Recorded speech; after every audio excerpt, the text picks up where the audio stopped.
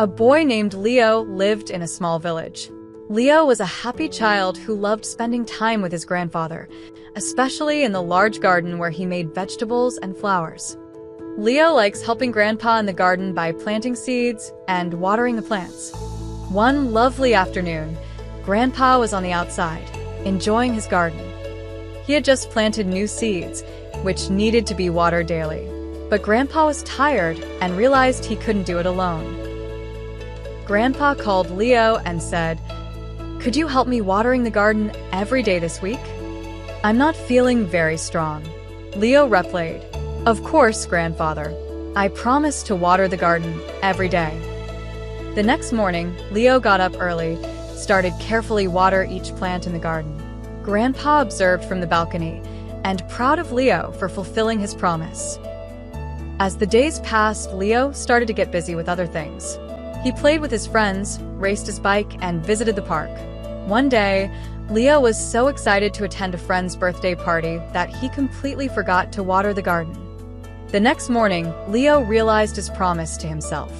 He went to the garden, but the plants did not appear as healthy as before. Their green leaves were drooping, and the flowers were starting to die. Leo is feeling a sense of sadness.